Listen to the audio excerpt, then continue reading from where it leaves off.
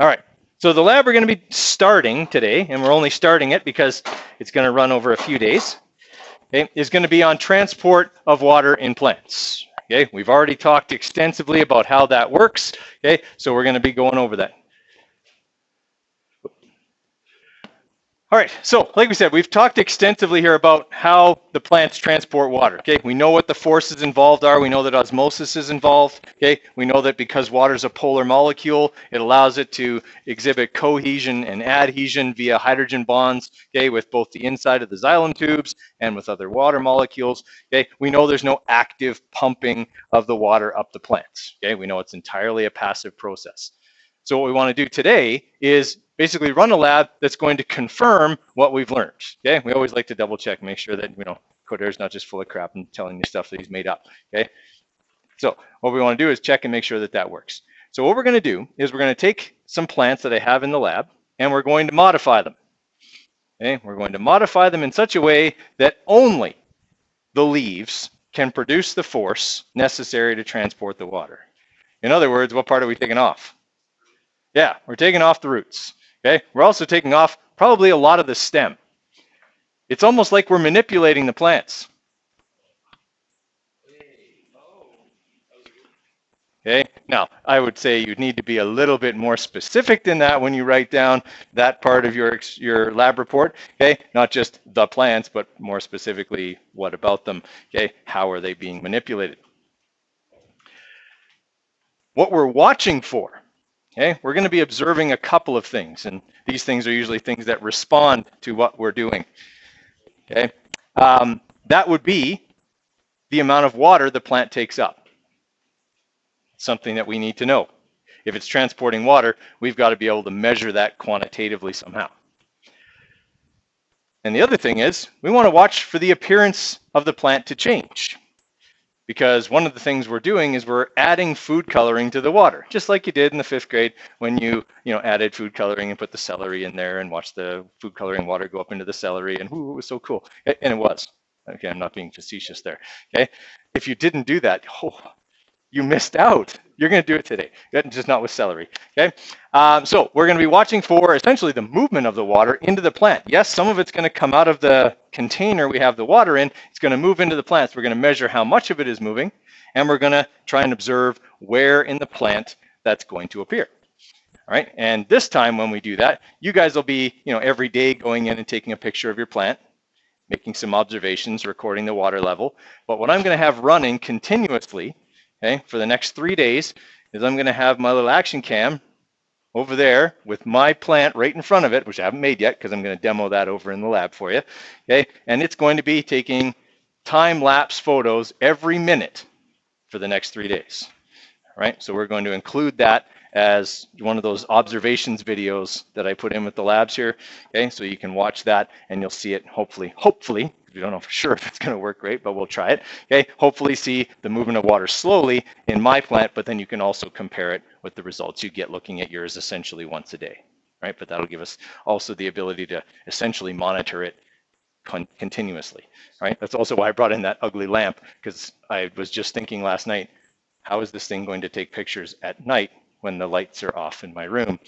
So we'll have that lamp on also so that we can see it 24 hours a day. Okay.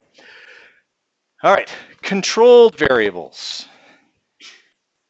This lab is about plant transport. So I would say we need to control anything that could affect how well a plant transports water. Okay, any of those factors we talked about yesterday, okay, that could affect the growth of a plant, those kinds of things are going to affect its rate of photosynthesis and thus its rate of water transport. Those I leave to you. I kind of gave you the first two. 3 of them identified and explained individually, not as a whole. Is it one plant, like the same type of plant? Yes, everybody's using. I bought 5 of them. 4 of them, sorry. I bought 4 of them last night. They're all the same species. Okay, so they're all Dieffenbachia is the name of the plant. Okay, so that's the plant we'll be using. The reason I choose that one is the leaves are lightly colored in the center and the dye shows up better because it's almost like a whitish yellow in the middle, okay, as opposed to being green. So it shows up, you can see the dye better. Okay, all right. So we've done our design part here, okay? And guys, honestly, I won't get a chance to go over your cell anatomy labs today. They're marked, obviously, and you got them back last night. But one of the things I did notice is I had a number of people who did not explain their variables. And I think I've said that on every single lab when we've gone over it. You need to explain all 5 variables, manipulated, responding, and all 3 controlled separately. And I still have people that are losing marks on that because they're not doing it, okay? All right, for our hypothesis, what are the 3 words that go in a hypothesis? If, and then. Okay, so our problem that we're investigating is how plants transport water. Okay, so what should the if part talk about? How plants transport water. Okay.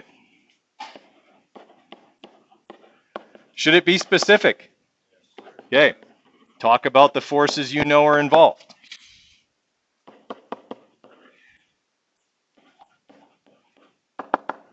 What does the and part do? Okay, describes the experiment. You probably can't do that yet because I haven't really gone over the procedure in detail with you yet. All right, and the then part.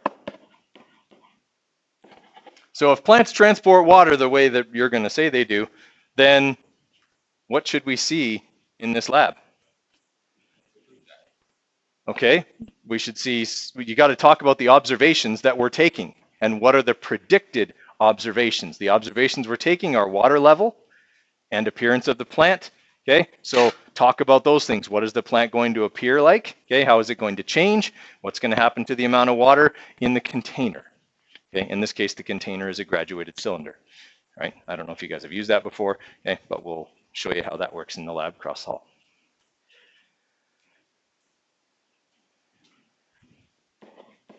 Okay, so predicted observations. Okay, and you guys are getting better and better at your hypotheses. Those I've noticed are getting increasingly better.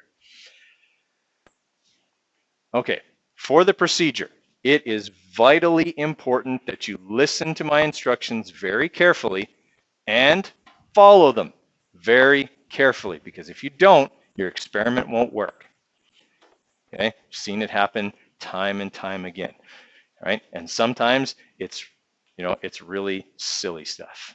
Okay, like, wow, I just totally didn't listen to Mr. Codera on that, and as a result, I have no useful data in this lab. Okay, I just don't want that to happen to anybody. Okay, so the experimental apparatus is going to work like this. Okay, you're going to take a piece of Dieffenbachia. You probably won't need 3 leaves like this person used. Okay, I would say, given the size of the leaves on these extraordinary specimens that I was able to purchase yesterday, okay, probably 1 large leaf will be enough. But you do need a fair amount of stem along with it. So as you know, if you're pulling the leaf away, try and cut off, let's say, between 5 and 10 centimeters of stem to go along with it. All right, again, trying to make sure that you don't cut other leaves so that other people can use them as well. Okay, but you need a fair amount of stem because this is going to be inserted into a graduated cylinder and it needs to stay in the water for 3 days as the water level goes down. Right, so we need to make sure that we have enough stem so that that occurs. Right, this is one of the mistakes that people make. They cut off a leaf, it's got this much stem on it, and the next day it's out of the water and their experiment is over. Right, so make sure you've got a fair amount. Okay, so let's say about this much, between 5 and 10 centimeters should be enough for it to stay in the water the entire time. Okay, when you cut your piece of the plant is going to be in the sink at the front of the room. And it's going to be in the water. It needs to be cut underwater. Okay, why are we so concerned about it being underwater when we cut the stem? No, because it's not going to be underwater. But what do I not want in the xylem? Air. If I get air in there, is it going to interrupt the hydrogen bonding process that water requires to move? Okay, so when we cut the stem of the plant, okay, cut it underwater and put your thumb over the end before taking it out. Okay, so that your thumb essentially seals the end like you did when you were a kid and you covered up the end of a straw and the stuff stayed in the straw. Okay, kind of like that, right? So you're going to cover up the end of it and then you're going to go over to your lab station and put it in the graduated cylinder, which has to be prepped. I'm doing this out of order. Okay, I'll show you how to prep the graduated cylinder. That's the easy part. Okay, so cutting the leaf underwater is vitally important, but it's one of the last things that you do. Okay, so you will take a large graduated cylinder, okay, one of the 100 ml variety, and you will fill it, okay, to the 100 milliliter mark. You're not going to use that graduated cylinder for the experiment. You're going to use a smaller one. I know that might seem strange, but this is why we're doing it. You'll notice that on this graduated cylinder, as well as this one, the markings don't go all the way to the top.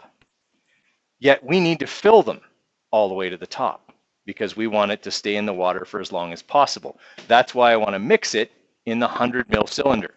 This cylinder will only hold 25. Okay, everybody with me? You could probably use a 50 ml too. It'll depend on kind of how many cylinders we have. All right, so fill this to 100, okay, and then put, let's say, 3, maybe 4 drops of food coloring in it. Okay, no more than that. You won't need any more than that. That'll be more than sufficient, 3 to 4 drops. Okay, mix it around. I'll give you the glass stirring rods and you can stir it around, make sure it's well mixed. Then you're going to pour it into the smaller cylinder, okay, until it is close to the top. Let's say right about here. Why not all the way to the top? Right, when you put the plant in, the plant displaces water. It's that whole Archimedes thing. Okay, so make sure that you leave enough room for when you put the plant in that it doesn't spill out, because then your measurement is off. Okay, so I filled it up. Now I have some left in the 100 milliliter cylinder. No, we're going to use that amount to figure out how much ended up in here, because it isn't 25 mils. It's more than that, right? Because we filled above the 25 mil line, which is right here. All right, so we'll look at what's left in here, go 100 minus that number, and there's our initial volume of water. Is that an important observation to make? Yeah. Okay, so one of the things we're recording is the initial volume. Okay, and that's how we do it. We measure, we essentially subtract from 100 whatever is left in the large cylinder as a result of our mixing.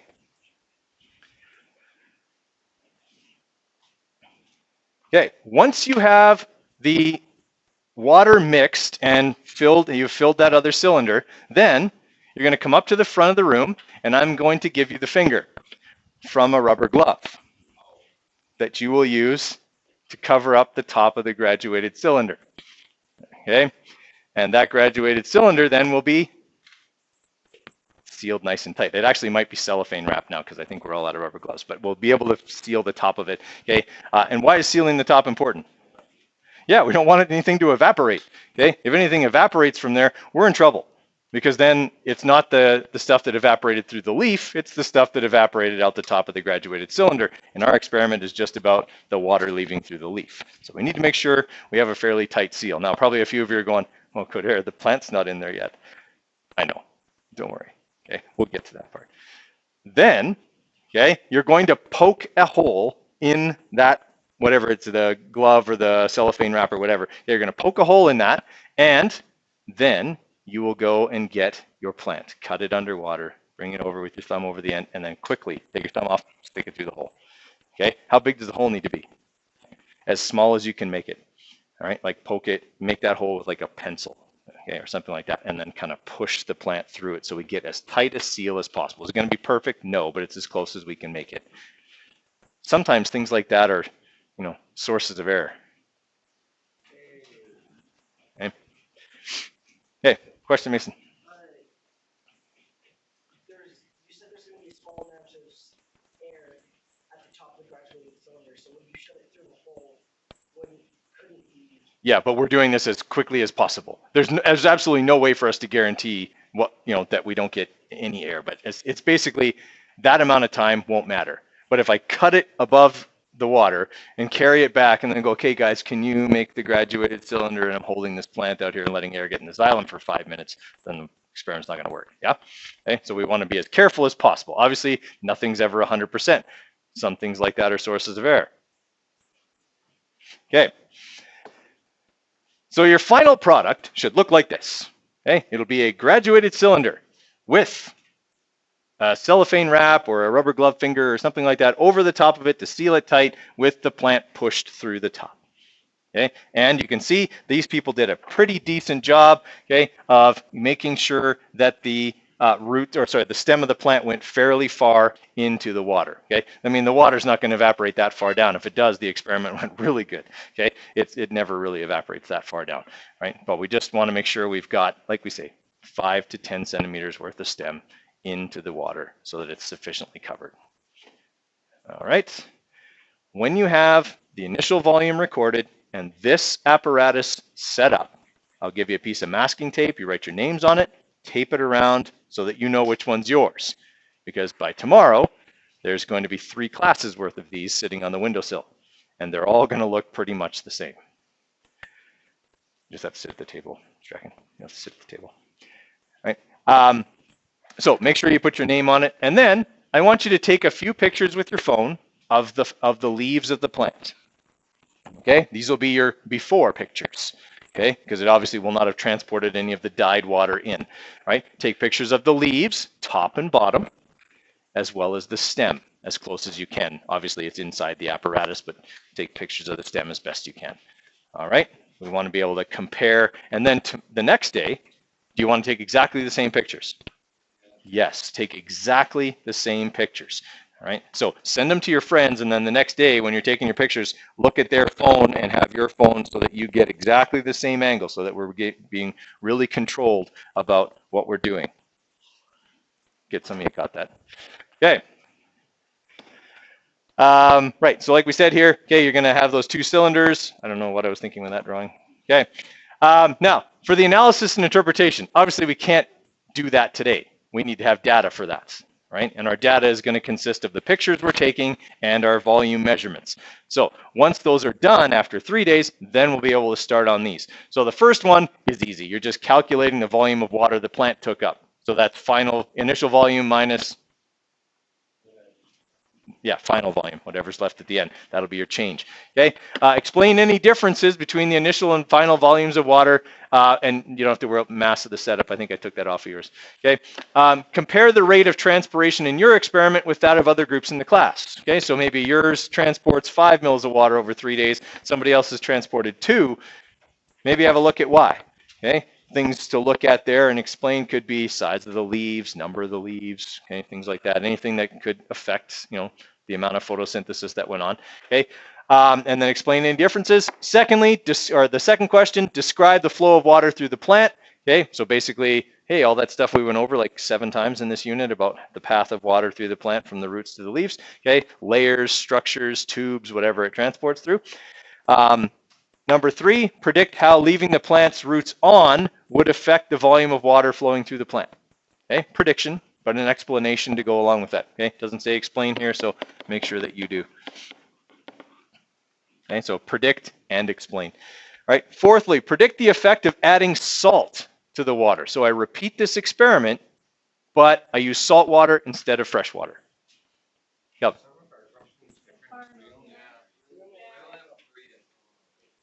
Really? 5 and 6 on there are part of the class discussion. 5 and 6 are part of the class discussion. Yes. Okay. Yes. Sorry. All right. We're still missing 1 and 2. Back to this. Okay, so yeah, what evidence do you have water followed the path in class? Explain. So I changed that question because people were just predicting and not explaining. So I changed that question to include the explaining part. I was thinking, but forgot to change mine. Okay, predict the effect of adding salt to water. So we talked about, again, how does a plant transport water? Okay, certain things have to get set up. Explain what that effect would be. Okay, predict and explain on that one. Okay, the class discussion, obviously, we'll go over those in class the day after, okay, when I return it to you. So don't worry about those for now. Conclusion, what do you have to do in your conclusion? Okay, copy and paste your hypothesis, and then what? Okay, how do you explain it? You don't need to explain your hypothesis. Right, can you accept it or reject it? Why can you accept or reject it? Okay, what's the basis for it? Looking at your observations, okay?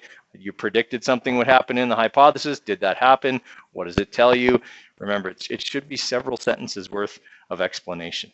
And that was another thing that I saw, unfortunately, in the cell anatomy lab when I was marking it yesterday, is a lot of people's explanations were, I was right, I saw what I said I would see.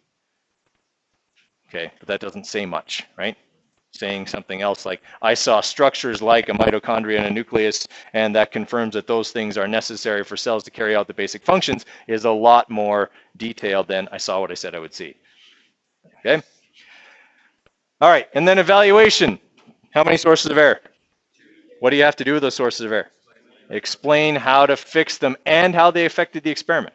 Okay, this was a source of error. It affected the experiment in this way. Here's how to fix it in the future. Okay, make sure that we're doing those things thoroughly when we're in the lab. And you only ever need 2 sources of error. 3 controlled variables, 2 sources of error. Yeah. Okay. Any other questions, Eric? So for the problem, did you already do that? Yeah, as always, yeah. You restate the problem in your own words in the form of a question, like Jeopardy. Yeah. Okay. Any other questions there, guys? All right.